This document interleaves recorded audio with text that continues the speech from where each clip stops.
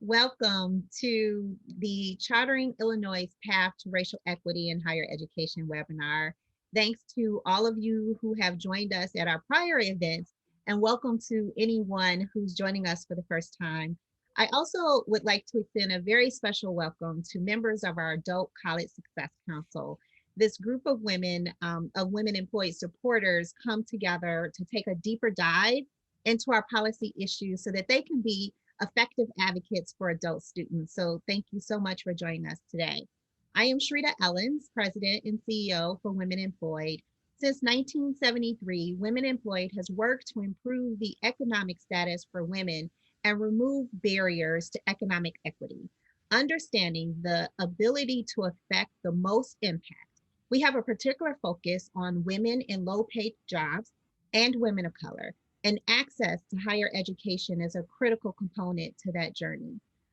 So a few housekeeping notes before we really get started. Your video is turned off and you will be muted for the duration of today's events. If you have any questions during the presentation, just post them in the chat. We have someone monitoring that.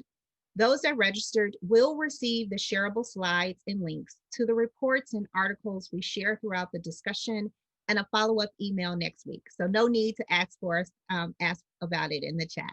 If you have any technical issues and need help, please text 815-861-1157 for assistance. I am honored to be joined by this panel of education experts from around the country to discuss how we can move Illinois forward in advancing racial equity in higher education. Jesse Ruiz is the Illinois Deputy Governor for Education. Jesse oversees the state's education system from early childhood through higher education, including 852 school districts, 48 community colleges, and 9 public universities, as well as the Illinois Student Assistance Commission and the Abraham Lincoln Presidential Library and Museum. Rudianne Riviera Lindstrom is the Oregon Higher Education Coordinating Commission, or HECC, first permanent director of diversity, equity, and inclusion. In this new role, Rudianne leads equity and diversity efforts both internally and externally for the agency, supporting the HECC's goals for equitable outcomes in post-secondary education, helping staff uphold an equity lens in policymaking, budgeting, and supporting the HEC agency to become more inclusive, diverse, and equitable for all its employees. And Brandon Bishop is a policy analyst at the State Higher Education Executive Officers Association, also known as SHIO. He is the son of a Mexican immigrant, and both of his parents are non-traditional students, with his mother earning her associate's degree while he was a child, and his father currently pursuing a bachelor's degree.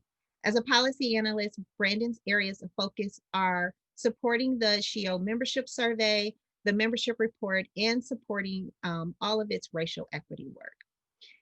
For those of you that have joined us for some of our events in the past, you know I like to begin these conversations by setting up some context. And usually I like to do that with data because I am a data person. First, we want to talk about the racial equity gaps in Illinois higher education. And those gaps persist across 3 areas.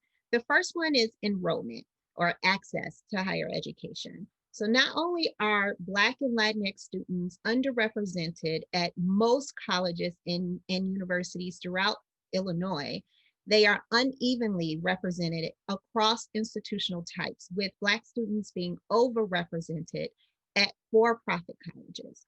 The second area is completion. You got there, did you get the degree?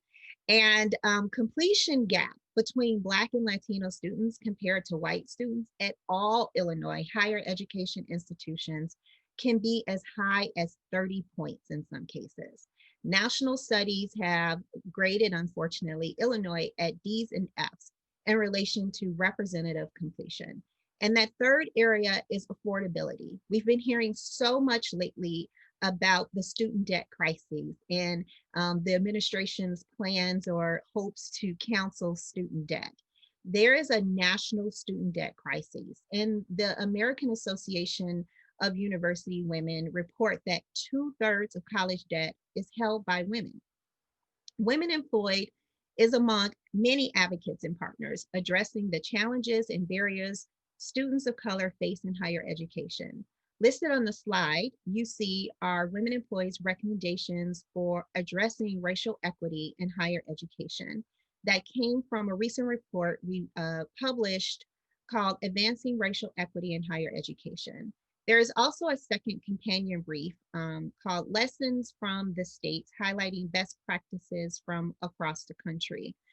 We do not have time to go into all of our recommendations, and we won't, but we will drop the briefs in the chat.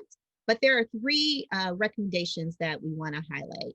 And the first one is that we recommend that the state establish a state leadership structure for racial equity efforts in Illinois higher education. We are so fortunate to have leaders right now like Deputy Governor Jesse Ruiz and Ginger Ostro, Brian Durham, and Eric Zarnico committed to racial equity. But as systems thinkers, what we would like to see is a designated person or office to head up statewide efforts who are primary responsible for this area of work and hold this as their primary accountability. We also would like to see equity targets set. We need to know how we're going to measure our success. Where are we headed? Where are we trying to reach? The Illinois legislature asked for targets to be developed by December 2018, and we're at December 2020, and nothing has been set. We also recommend that we develop an equitable funding strategy for Illinois public colleges and universities that take into consideration institutions which serve the highest numbers of low-income students and students of color, which are also the most financially vulnerable. So we know that COVID, right, has exacerbated many inequities across the board, and higher education is one of them. But we also know that it's also providing us with an opportunity and willingness to address these issues and these inequities that quite frankly just didn't exist before. We know that enrollment is down overall, but particularly in Illinois, community college enrollment is down by 14%. We know that nationally, across four-year universities, there is a 4% decline and a 9% decline for community college enrollment. And we are part of a growing group, a coalition of organizations that's working to address these issues. And as I said before, we are very pleased and fortunate to have commitment from leadership to address these issues. So I want to get into the panel discussion now, and it is a great leeway. I'm going to start off with Deputy Governor Jesse Ruiz with the first question. What is your and the governor's perspective on addressing racial equity in higher education in Illinois? And are there any plans that you can kind of share with us today? Well, thank you for this question and for giving me the opportunity, obviously, to address it. And yes, I mean, right now we have the Illinois Board of Higher Education and the Illinois Community College Board engaging in their strategic planning process. And racial equity is at the core of the process. We're also, the State Board of Education, just talking about P12 for a moment, recently engaged in a similar process, and same exact thing. And we're also doing an early childhood funding commission. I know we're talking about higher education, but frankly, across our P20 system, we've seen this because it is a priority from our governor, and making sure that, particularly in coming out of the challenges of the pandemic, that we're doing this. So right now, through the strategic planning process, we're having a team of stakeholders that are being impaneled. They'll be led by co-chairs, including Z. Scott, president of Chicago State University, and Juan Salgado, the chancellor of the City Colleges of Chicago. Obviously, two institutions that produce some of our larger number of graduates of color than any other higher education institutions in the state. And part of that process will be, in fact, addressing a funding, perhaps coming up with a higher education funding formula like we did with evidence-based funding at the P12 level a few years ago, that truly was trying to seek greater equity. And we were able to, in essence, do that on a limited scale recently with GEAR funds, or the Governor's Emergency Education Relief Funds, that were provided by the federal government. And Ginger Ostra and her team at IBHE and Brian were able to provide those funds, which luckily most universities provided for students who were facing challenges, but they did it based on percentage of Pell students. And so trying to put a component of equity in that, giving frankly deference and preference to those institutions who have greater populations of Pell students. Thank you for that. And I'm a part of the working group with President Scott and Chancellor Salgado, and also doing some work with Ginger on the strategic planning efforts. And I'm extremely encouraged by the group that was put together and the work that's coming out of that. And one of the things that I think that I was most encouraged about was the student panel that they put together, because so often we put these plans together and we leave out the voices of those that are most impacted. And I was pleased that the efforts were made to bring in the student voices from across the state to understand what their barriers are and how they're faring. One other quick thing to add, and I'm sorry to interrupt, but it's important to add that we also have a P20 Council in the state of Illinois. And what I've asked the P20 Council to do, as chair of it, is to pivot from its traditional work streams and create 2 ad hoc committees to truly deal with the challenges that have been imposed on students and on our educational institutions because of the pandemic. So there's a student supports ad hoc committee and an academic opportunities committee. And the student support, it's amazing that we've gotten some feedback from students about needing, rent support, needing, support with devices, which community colleges and others have done a great deal of work on, but just something that necessarily doesn't come out of the purview of the traditional educational institution, but now must be part of their mission to provide that support to students. Like, how are they going to pay their rent? Yeah, we know that, and housing and food insecurity is a big issue too. And I know Juan has set up a food pantry actually at one of the community colleges here on the South Side. So I'm glad to know that we're looking at that more on a statewide basis. Rudy, and I'm going to direct the next question to you. And because you do this work, across the country. So what advice do you have for a state like Illinois that's embarking on these kinds of initiatives? Oh, wow. Well, thank you again for having me. It's truly a privilege and an honor to be with this group and to share the great work that Oregon has been a part of and been in the middle of for a while now. I think advice-wise, that's a really good question. I would say that you definitely first have to have the will to do the work, right? And which is the case in Illinois' leadership and the prioritization of addressing authentically the disparities that exist in all facets of education. And to the Lieutenant Governor's point, the fact that it's impacting homelessness and access issues and economics, healthcare, and so advice is definitely engage with folks who are passionate about the work, who know how to think about it in the long term.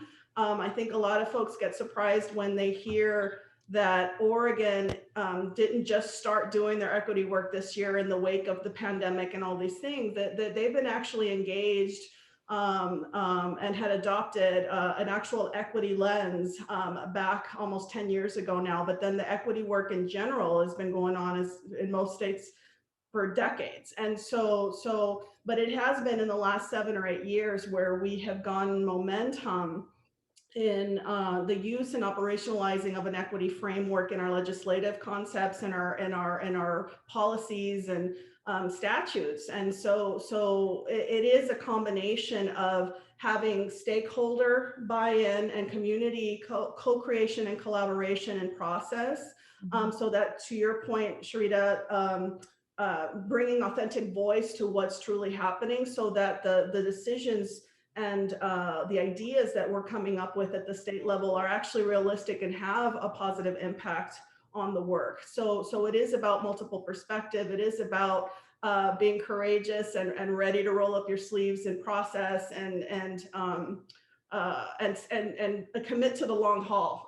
It's not something that happens overnight. And so, like I said, in Oregon, it's only been in the last 7 or 8 years where there has been even more legislation that has been explicitly focused on closing our disparities and our gaps, and have combined that with policy, monetary investment, and in addition to accountability pieces that allow us to move the work forward in process.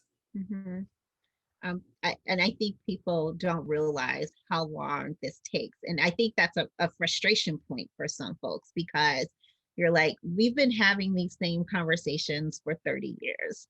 Why is it so hard? And I think I actually said it on a panel. I'm a graduate of Illinois State University, and I'm still involved with the alumni, and speaking to some of the students this year, they made us aware of some of the issues that they're having. And it's the same issues that we were having when I was a student there 30 years ago. So that is definitely a frustrating point of how long it actually takes to do systems change, right?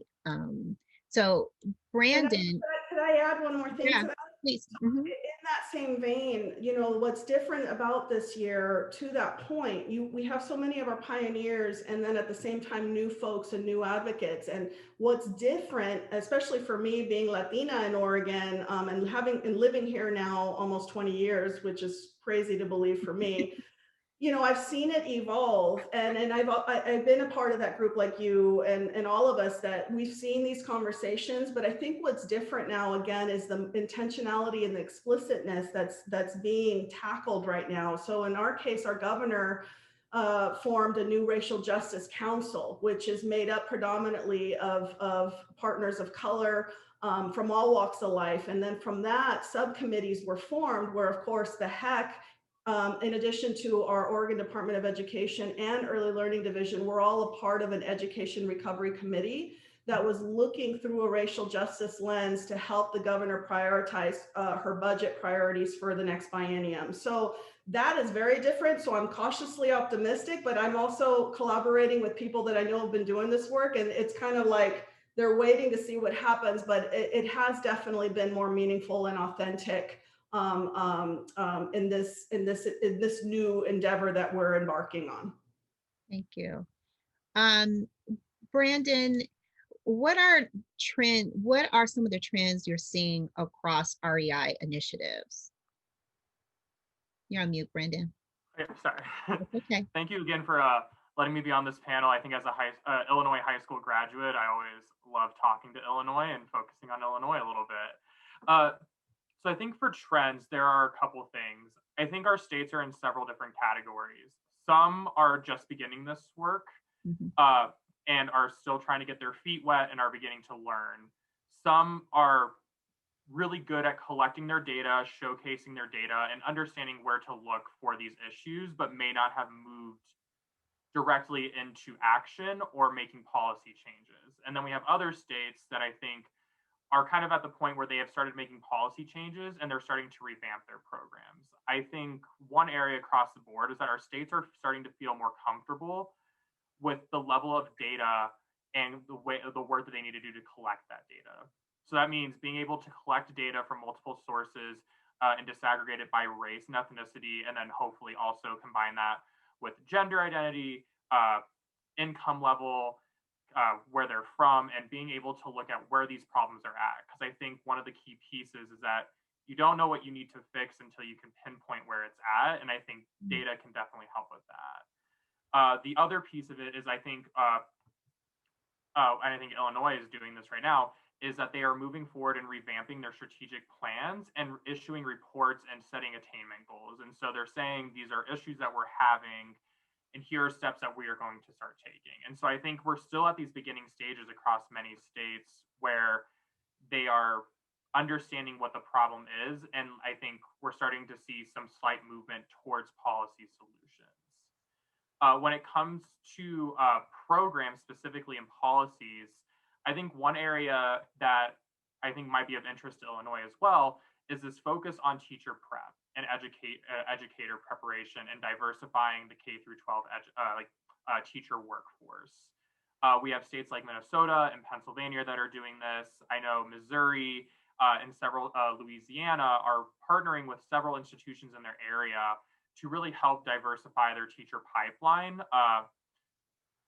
SHIO last year, in the last few years, was embarking on a project called Project Pipeline Repair that was focusing on getting Black men into the teaching profession. And it was a state partnership with their HBCUs to help diversify that pipeline. And I think that's something that we're seeing emerge as a key priority in many states, because I think a lot of states are realizing that that is now a problem, and that's been a problem for many decades. Another one that I think is pertinent to Illinois is this focus on changing and looking at their funding systems. In the past, outcomes-based funding systems and performance-based funding systems have disproportionately affected institutions that serve primarily students of color, whether those are HBCUs or HSIs, or just institutions that have a lot of students that are both Black and African American, Latino, American Indian. And so I think a lot of states are starting to find ways to fix that. And I think that's what the focus on, specifically supporting students of color, creating different rules, or allowing leeway for institutions that support those types of students, and being able to work with them to make something that can support everyone. And then finally, I think it's to that accountability piece of going from the state to the institution level, whether that's faculty, professional development, whether that's, trying to think of the right words to say this, ensuring that each campus has a diversity and equity plan. Kentucky has a really great rubric for how they are evaluating their institutions. And so I think those are kind of the main areas that we're seeing this in, but I also think that there is a timidness to this conversation that I think states need to embrace the nervousness and kind of go forward and actually start implementing these policies, even if they're scared of how some people will react. What do you think the timidness is? What are they timid about? I think from a lot of places, I think sustainability of these programs is really important. You don't want to create a program that is specifically serving Black students, and then 2 years later, you decide to cut it in your budget, and that usually requires state legislative approval. And I believe that the link to one of our papers was included, but a lot of our member agencies state that they are most concerned about talking about racial equity and racism with their state legislators. And I think that's something that we need to start moving past. And I think the fears are valid, but we also need to embrace those conversations and start talking one-on-one with people who we might not be sure will support these policies, but start moving them to that area. And one of the areas, Brandon, I hope that we get to, because you talked about being able to disaggregate data, which requires robust data collection. And one of the areas that I see that has a large gap is data around student parents, and which we are very interested in, obviously, because serving women, we know, especially now that COVID has hit, a lot of student parents need those additional supports to be able to persist through, until they receive their degree. But on the other hand, they need to persist so that they can get to those living wages.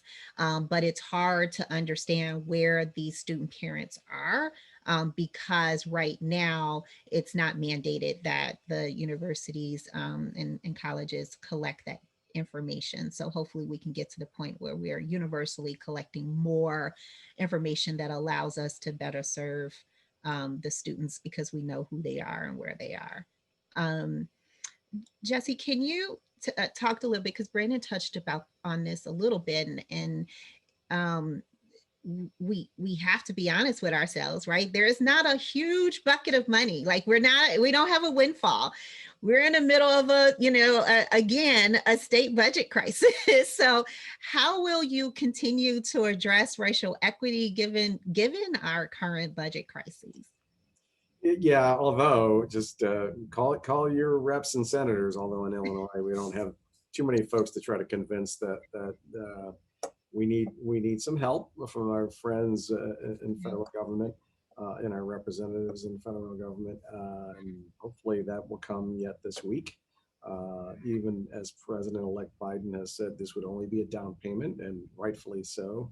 That the federal government is in a unique situation to help higher education institutions, P12 districts, community colleges, state and local governments, which will allow us to in turn, support our citizens in the way they need to be supported.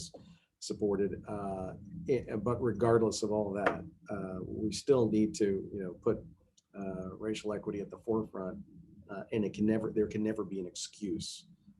If anything, these are the times when, as noted, our students of color, our citizens of color are being more greatly impacted, more negatively impacted than the broader population. Frankly, our communities of color are suffering physically. They're dying in greater numbers than the general population from COVID, and suffering the economic impacts as well. Mm-hmm. So it's a double hit, and so we need to provide those supports, even if it means reallocating and reassessing, like we did with the GEAR funds. We didn't just give it out pro rata. We gave it out pursuant to Pell eligible student populations, and looking at other ways where it's not about equality, but it's about equity. And giving people what they need versus giving everybody the same amounts. And not every educational institution is created equally, and they all face unique challenges. And so trying to address those unique challenges is what's called for now. And so that's what we're going to have to do. Work smarter, not harder with our money and our resources in state government, and realizing that supporting those students is frankly a benefit to all of us. It truly is, when we fully allow everybody to achieve their potential and contribute back to our great state. So it's a wise investment, and so we're going to have to continue that work regardless of where we are in the budget. Federal support will will allow us to do that even to a greater extent. But looking at ways to link up students with rent support and food support and other support programs. There's a broadband initiative that we've discovered. We've always known about a digital divide, and yet it was exacerbated during this pandemic when everybody has to go remote. And so trying to make sure that we address those populations, get some of those districts to one-on-one ratios with devices, and using the funds from the CARES Act, which the State Board of Education did, to make sure that districts are addressing those needs. Whereas UIC did, they purchased a lot of laptops and hotspots for places, folks who didn't have reliable broadband connectivity. Mm-hmm. And there's a statewide effort to do that as well. Again, more infrastructure supports from the federal government will help us get there faster, but we need to continue all these efforts and just be extra diligent and vigilant. And frankly, in every dollar that we're spending, are we truly being equitable in the way we spend it, and not just, it's easy to do it the same old way you've always done it. Same old way we always done it is unfortunately not produced the best results, and especially for certain, disadvantaged, members of our society, and which is frankly exacerbated those issues. So we've got to obviously reevaluate, re-question, and reassess, and be smarter about how we reallocate funds. We've done childhood restoration grants in Illinois because our childcare system has been under duress. They've been closed down. A lot of them operate as for-profits, yet they needed support. And we're looking at ways of doing it. And the ways that would give out more funds could potentially benefit those folks who are still in operation versus the ones who've been forced to close. Well, those are in traditionally majority communities, whereas in communities of color, those have had to close more. So paying them for the customers they have doesn't really help them.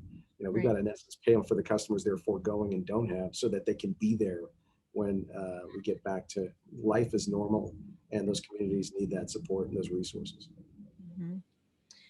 It sounds like you get it, so that's really good. And those equitable conversations are difficult because at the end of the day, that means that someone that received more is going to receive less.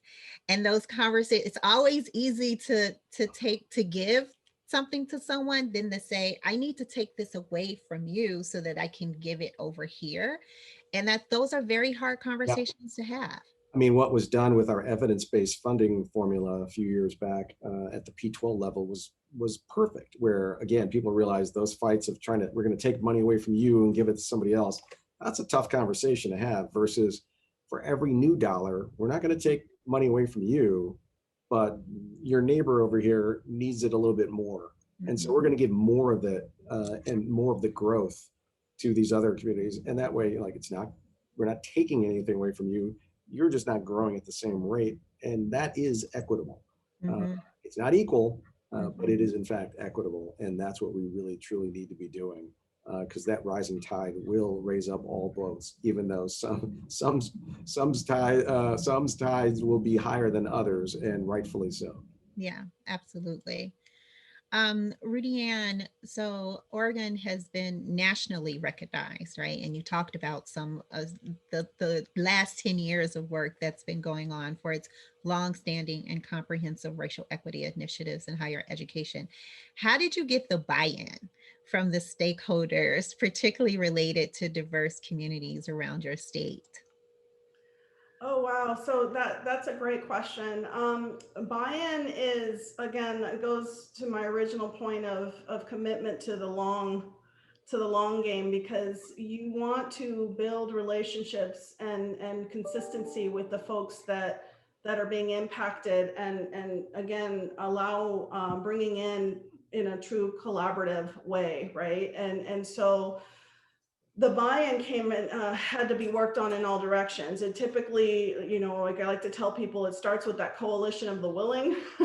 And you start working with folks, and little by little, you start getting key people in, and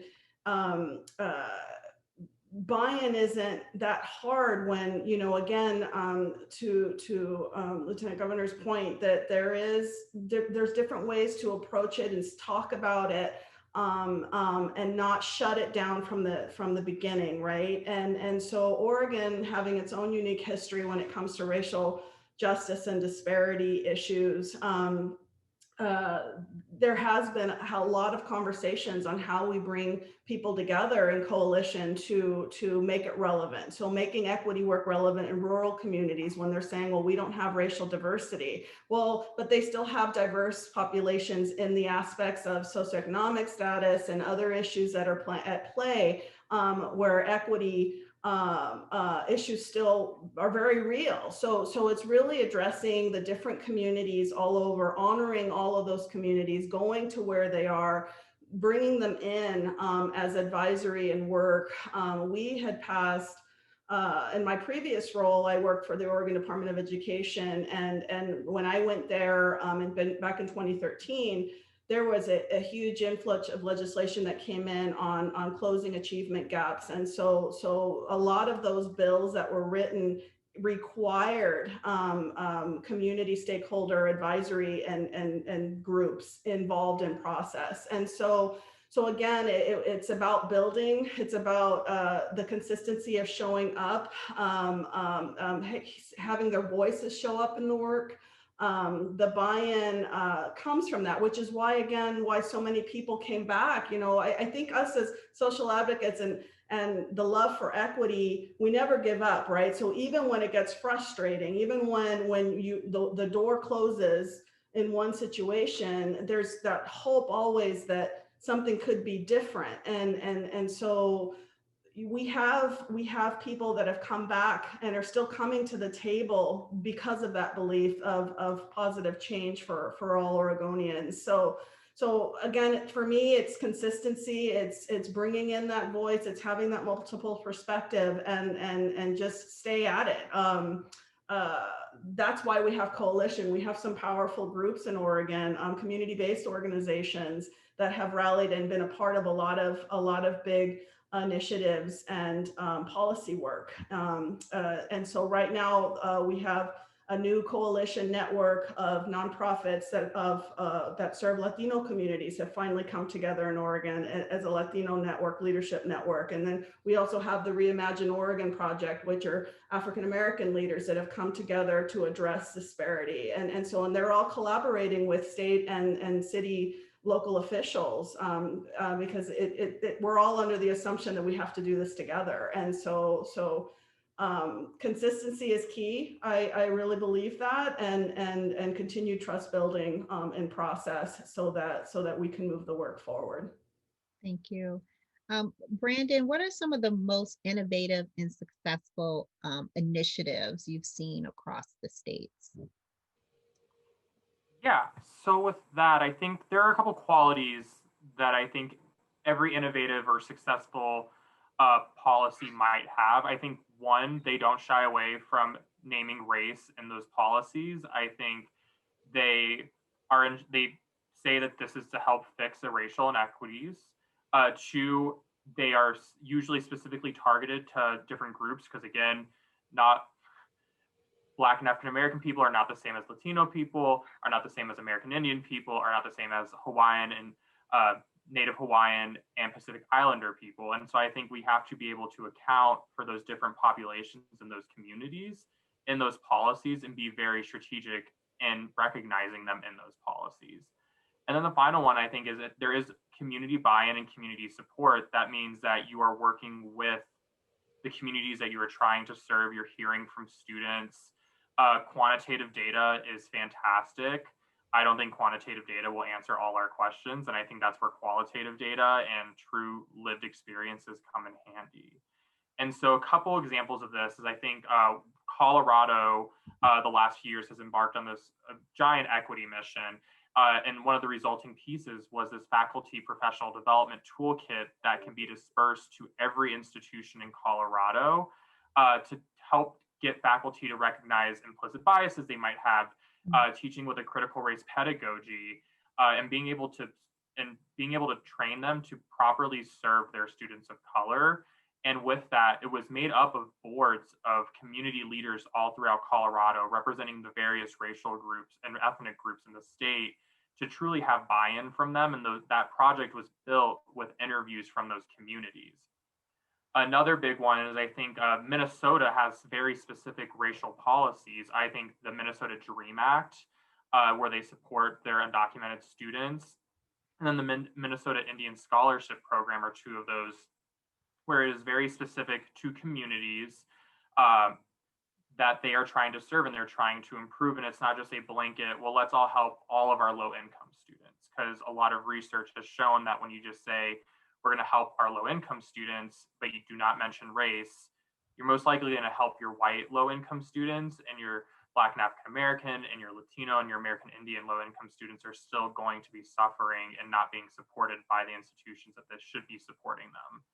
Another one that I think kind of shows how, not how easy this can be, but how much like a small fix can do it, is New Mexico. They have a lottery scholarship program.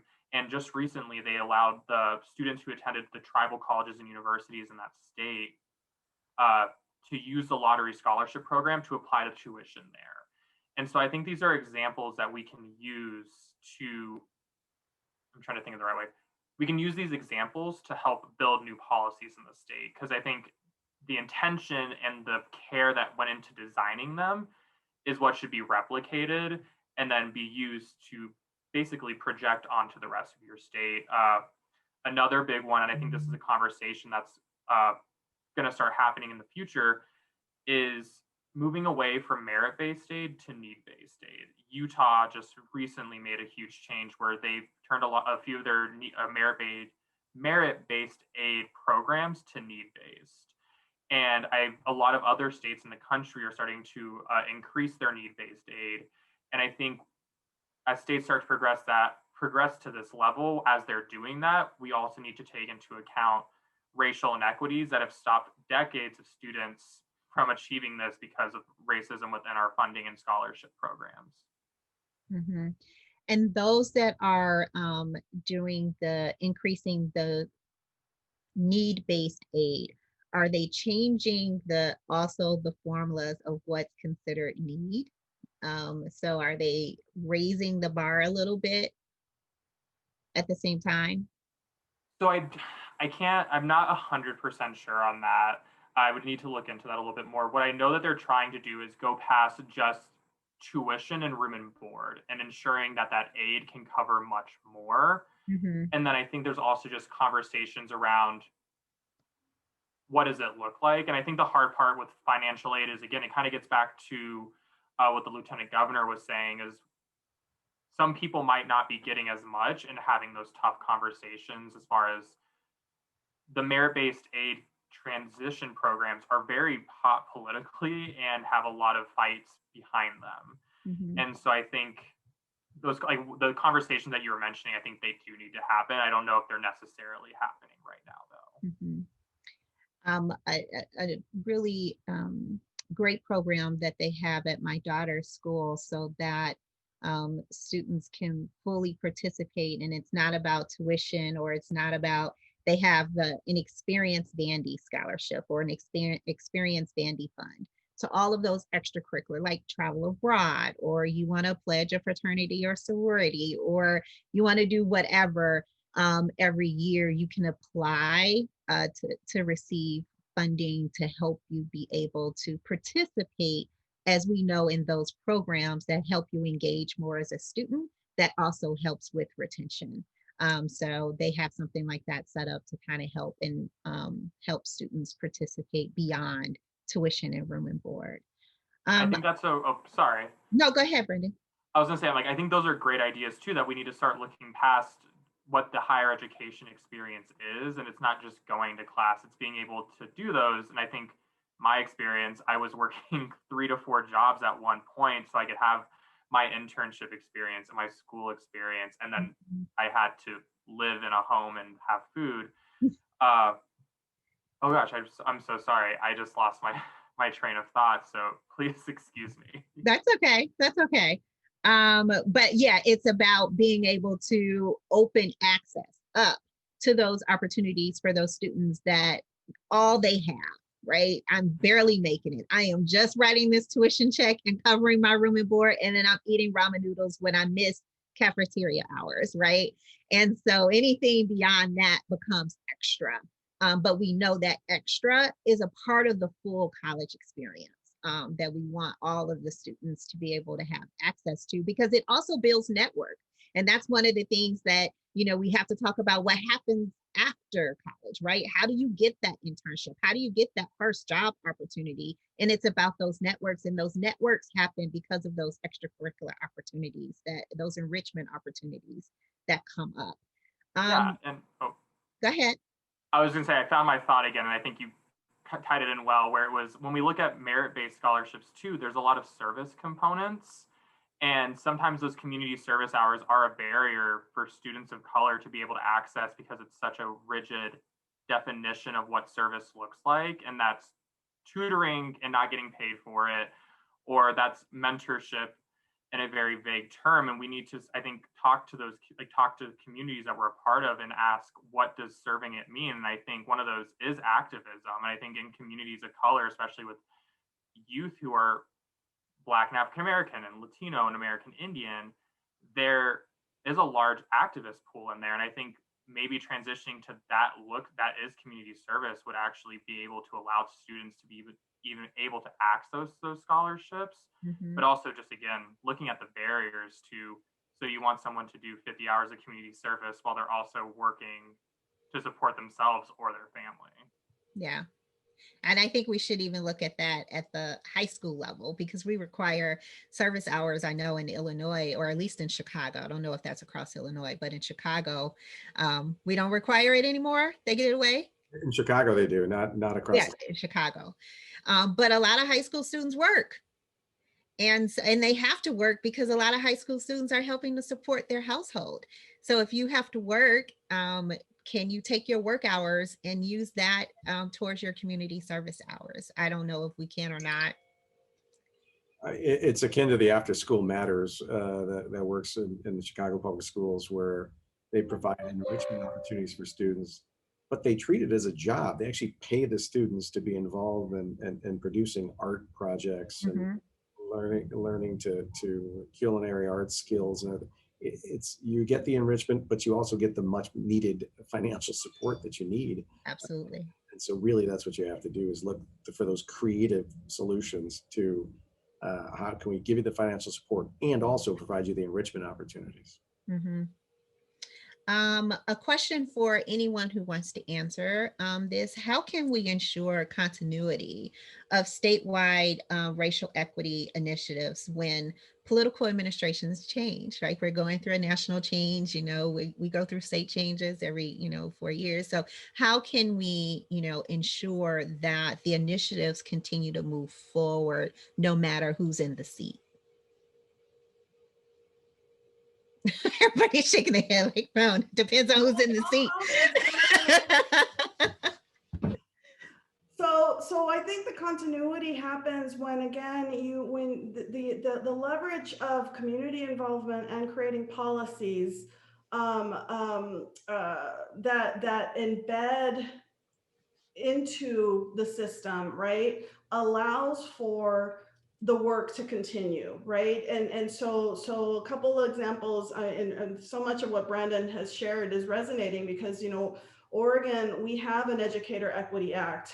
In 2017, we passed House Bill 2864, which is the bill on cultural competency, which basically requires all our institutions to create standards and cultural competency plans, or a version of an equity plan, essentially, at every institution, right? And those are actually due at the end of this year. And so there's when the achievement gap funds for us were put into motion, we were able to also create advisory. So we have our Student Success Act, which incorporates a Latino, Latina, Latinx student success plan that is just getting started, an advisory group that came attached with funds. We have African American Black student success plan. We have a Native American student success plan. All of those things were embedded into statute and coupled with money. So even though a few of those were established a few years ago, it didn't matter when leadership changed because the work was still going, right? And so the continuity, that consistency is embedding, operationalizing what you're trying to do and embedding it as part of a process in your organization or in your state. And so we're able to do that. For me, in my new role at the HEC, I got to pick up on already an existing commitment to equity work and utilizing of an equity lens. So my job now is to take that and really embed it and operationalizing into processes where it's just an automatic thing and consideration. So big components around culture, climate in the equity work that you engage in, it has to become a part of process and be embedded in that context for it to continue. And continue to grow and better over time. Yeah, no, that was the word I was thinking about, embedding some of these metrics and practices in, for example, a strategic plan. But some of those plans can, frankly, sit on a shelf. They need human beings to make them come to life. And that's where there's some work that has to be done. In Illinois, we have 12 public universities, 48 community colleges. I think you read all this off in the beginning. 852 school districts. Yeah. So there's a little bit of ground to cover, but we're trying to make sure that people understand, at least from our Governor Pritzker's perspective, this is an imperative of his administration. It's something we not only expect, we demand, and and trying to make sure that at some point, whenever Governor Pritzker chooses not to be governor,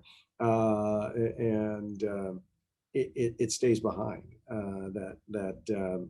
You know, I always tell my sons, you know, a good way to live your life is leave every place better than you found it.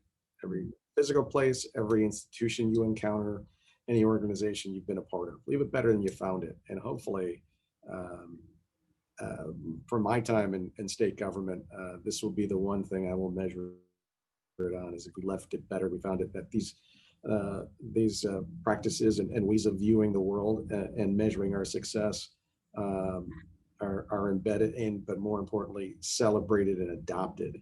And it's going to take a little bit of work, a little bit of time, but we're hopefully leading by example. And sometimes putting it into legislation doesn't hurt either, and where appropriate, that's also a good thing. But again, people have to follow legislation, they have to follow rules. And some of these are difficult to police, but getting people to really want to embrace it, follow it, realizing it makes your organizations better, it makes your community better, it makes your state better, it makes your country better. And some leadership changes are good, in fact, in that regard. And so I'm looking forward to next month. Absolutely. I think we all are. And I loved your, leave it better than what it was before, or better than when you left it. My dad, you found it. Better than you found it. Thank you.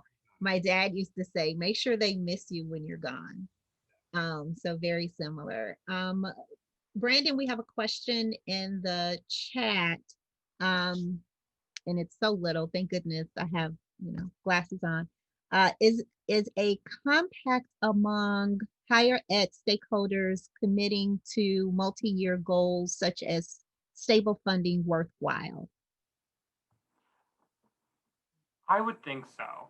I think having everybody commit to stable funding, and specifically stable funding for certain programs, I think would be very important, especially as we are in these really tough times of the pandemic. I think we've only begun to see the financial implications of what this year has done, and unfortunately, the COVID is not going away anytime soon, and it's already hurting budgets. And so I think it's there needs to be a commitment to maintain funding levels, and I think that comes with both state and federal support. And I think specifically, as Lieutenant Governor was saying, federal support is increasingly necessary to ensure that state budgets can be maintained through the rest of this crisis for however it lasts. But I do think that maybe with higher ed stakeholders, there needs to be a commitment to stable funding. There needs to be a commitment to specific policies. And I think that starts off with strong leadership. Oftentimes in higher education, your executive officer and your governor play a huge role in that. And I think there does need to be a leadership push to let more people in, but then also to come together as a group and kind of set goals and hold each other accountable to maintaining those. Thank you for that. We do not have any additional questions in the comments. So with that, I just want to thank each of you for not just your participation on our panel this afternoon, but your partnership in all of our work that we do. This is not the first time we've had conversations together. It will not be the last. We're always in meetings together, and we share research and we share ideas. And I appreciate your thought partnership. I appreciate your advocacy, and I appreciate your commitment to moving racial equity forward. It's such an important topic. And as we began to tackle this conversation as a nation on how we began to undo the generations of structural and systematic racism that has caused inequities in higher education, in healthcare, in the workplace, in wealth generation, in all these different places. These conversations are critical to moving that forward and just getting people comfortable and used to having the conversation. Let's just talk about it. Let's put it all on the table. Let's not be afraid of the data. Let's not be afraid of the hard work. I'm not going to change words and say that it's not hard work when it really is hard work. And so I appreciate being locked arms with you guys in this fight. And I look forward to seeing you in the future. So thank you for being here with us tonight. And thank you to everyone out there that has joined us, our panelists, our board members, our council members, and our guests. I appreciate you. There is a slide that's been put up. I know they don't want me to read all of that, but there is a slide that's been put up so that you know how to continue to stay engaged and get involved. We have our action center, and we talked about call your legislators. We're always telling you when to call your legislators on something. They love us for that. So make sure you sign up at womenemployee.org/action so that you can actually get those action alerts, and you don't even have to pay attention to the social media posts when they go out. We'll let you know when it's time to do that, so you can sign up for our newsletters. And again, as I said at the top, we will be sure to send out an email to anyone that registered with the links to all the briefs and the articles and the organizations that were here on the panel today. So thank you. Thank you, and thanks to Women Employed. Thank you. Thank you, everybody. Have a good night. Thank you, everyone. Have a great night.